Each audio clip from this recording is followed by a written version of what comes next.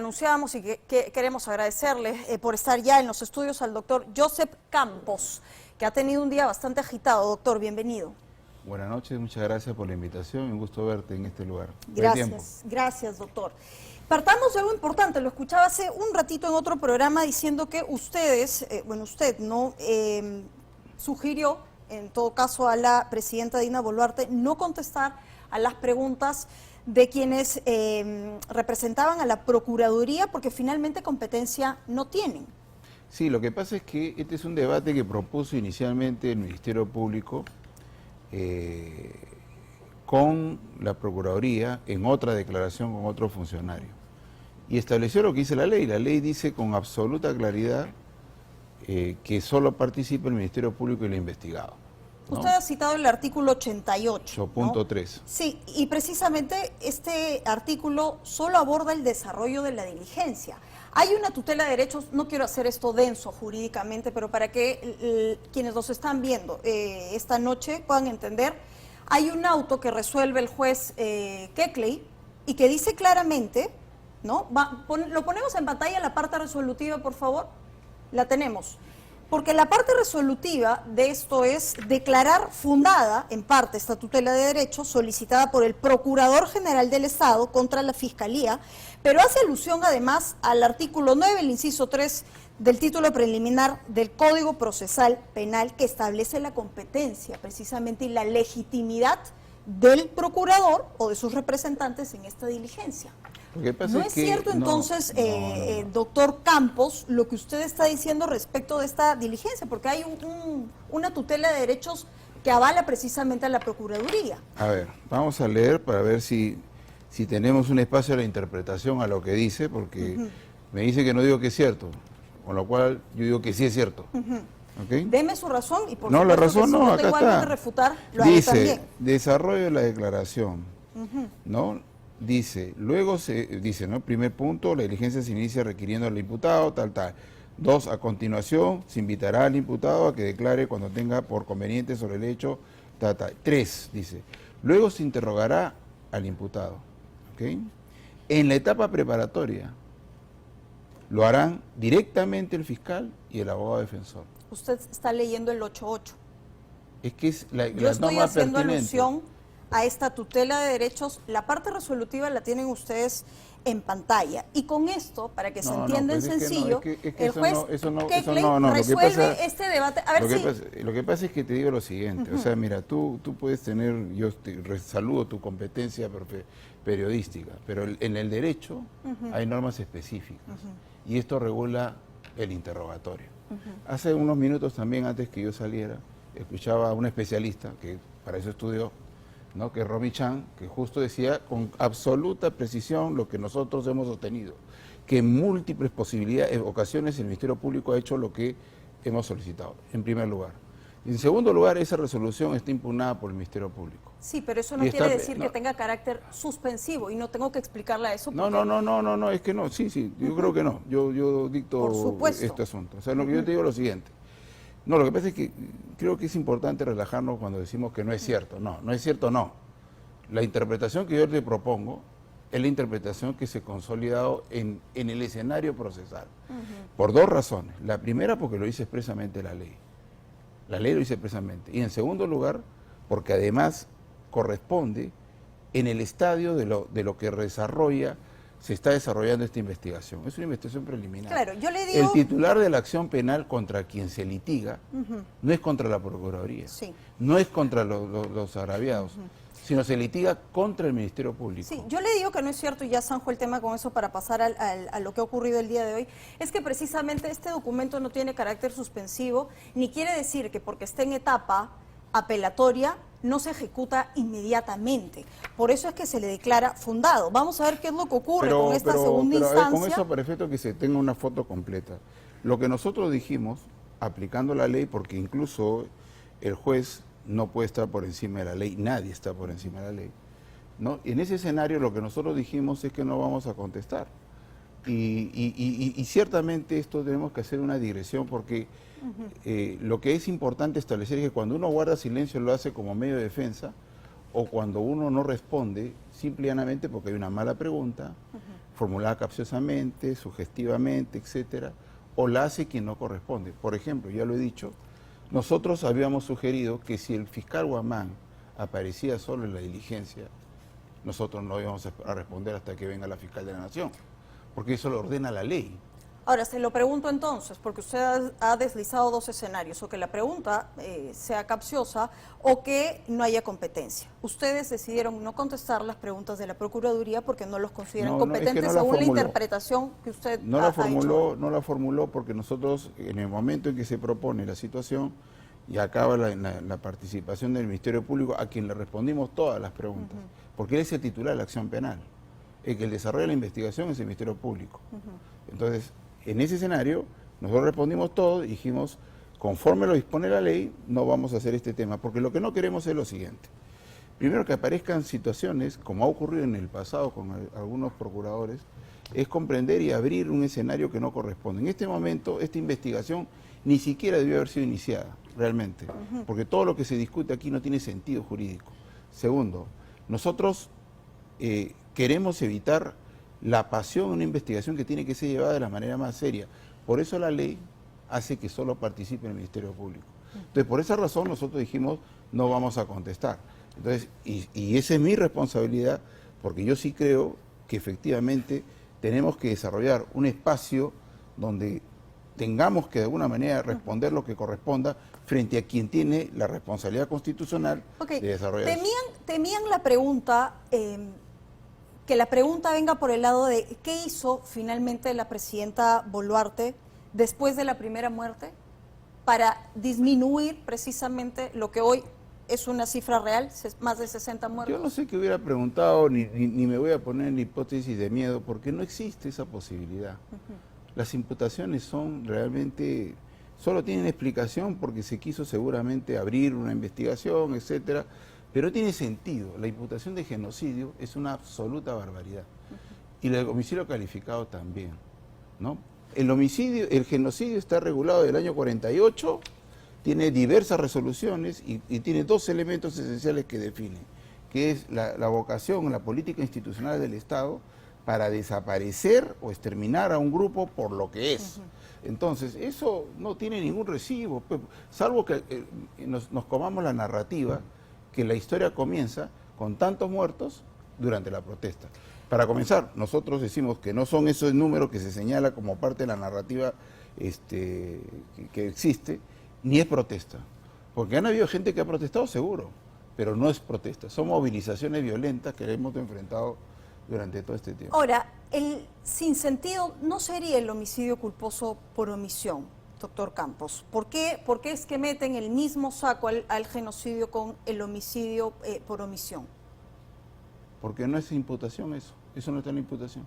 ¿Por qué? ¿No es acaso una omisión el hecho de no haber finalmente dado una orden para minimizar el uso desproporcionado de la fuerza o el resultado, en todo caso, mortal que se tuvo? He tratado de ser raya por todos los sitios que he predicado con un ejemplo de mi infancia, probablemente no la de ustedes, ¿no? Pero la mía. Si esto hubiera sido stop y todos se pararan, hubiera sido perfecto, pero no. Acá teníamos una movilización que tenía unos objetivos que lo único que provocaba era que esto iba increciendo. Entonces iba constantemente aumentando. Objetivos políticos que no lo digo yo, lo ha dicho la Comisión Interamericana. Porque cuando yo pido que mi movilización dependa de que liberemos a Castillo, que es una tarea del Poder Judicial, que se adelante las elecciones, que requiere reforma constitucional, que cierre el Congreso, que no lo puede hacer el Ejecutivo, o que haya asamblea constituyente, eso es una perversión. Esos son movimientos que quieren sustituir y enmascararse en una posición, una protesta, porque eso puede ser una protesta, sí, siempre que la hagas pacíficamente.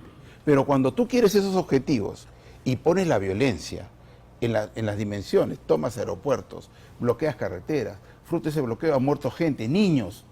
Cuando eso ocurre, eso es un asunto tal cual. Y aquí una cosa no ha quitado la otra, porque yo no he minimizado la intensidad de violencia respecto de un escenario ni del otro.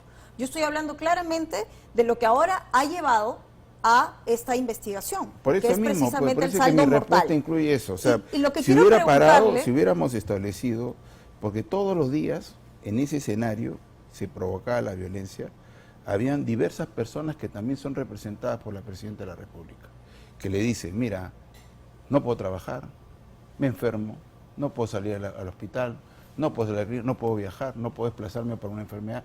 Todo eso aparece, cosa que no se dice. Entonces, por fuera de eso, fueron momentos de violencia que generaron un contexto que ciertamente no dependen ni de la autoridad política, que no hizo carrera militar, no ingresó a la escuela policial, que despliega una decisión política de controlar el orden público respetando los derechos. Una decisión política que tiene, por supuesto, una responsabilidad política, pero que hasta el momento queda medio... Es que la responsabilidad política no puede ocurrir cuando uno dice lo correcto, ¿no? Porque lo que se tiene que investigar es sin generalizar, porque cuando uno generaliza, utiliza una perversión. ¿Sabes qué? Cuando dice, todo esto ha sido un mal uso por ¿Quién lo ha hecho? ¿Quién todo el mundo lo hace, porque finalmente acá lo que se invisibiliza es lo siguiente. Los resultados de una investigación pueden arrojar 3 resultados. El primer resultado... han arrojado por lo menos uno. ¿A cuál? Las necropsias. No, es que ese también, pues eso está mal, porque eso no se sabe correctamente enfocar. ¿La necropsia no determina la causa de muerte? No, la necropsia dice de qué te mueres, cómo te la causa de muerte. Pero no te dice cómo te mueres. O sea, no explica las circunstancias en las que ocurrió la muerte de este señor. Por ejemplo, el señor de Chifa. El señor de Chifa. No, pero, o sea, ajustémonos a lo que ocurrió en el mapa del conflicto social, porque si nos vamos a ir a otro escenario... Es que lo que quiero decir es lo siguiente, ¿qué va a decir la necropsia de ese delincuente que amenazó con un tenedor a los niños? Va a decir que recibió un impacto directo de bala a corta distancia. ¿Eso cómo se interpreta? No, hay que ver las circunstancias, que es la que explica si el policía, ese que cuida este lugar... Las circunstancias entonces la dan los videos. No, y los material videos, hay de no sobra, solamente ¿no? eso, porque puede haber ocurrir. Los videos ¿Qué elemento falta para el contexto delictivo, según lo que usted una está investigación refiriendo? que no lo hace la fiscal Chiclayo de Chiroque ni el fiscal José Campos. Lo hace un fiscal que tiene competencia, experiencia real para desarrollar esa investigación. Esa investigación lo que tendrá que arrojar es lo siguiente. ¿Usó mal el arma? ¿Usó bien el arma? ¿O hay un atenuante y un agravante? Lo que sí ciertamente, por ejemplo, de ejemplificar y que tus televidentes tengan claro, si el suboficial Sonco, durante la lapidación que sufrió, hubiera matado a 1 o 2 y hubiera sobrevivido, que no pasó porque lo mataron y encima lo quemaron, entonces ese suboficial no hubiera tenido responsabilidad. ¿Y por qué nosotros creemos que respecto a los 49 casos ocurrió lo mismo?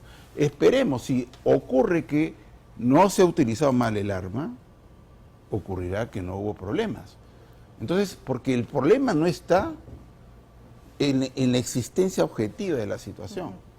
Bueno, ¿cómo avanzamos? No sé, ayer el jefe de las Fuerzas Armadas no fue a esta diligencia a declarar.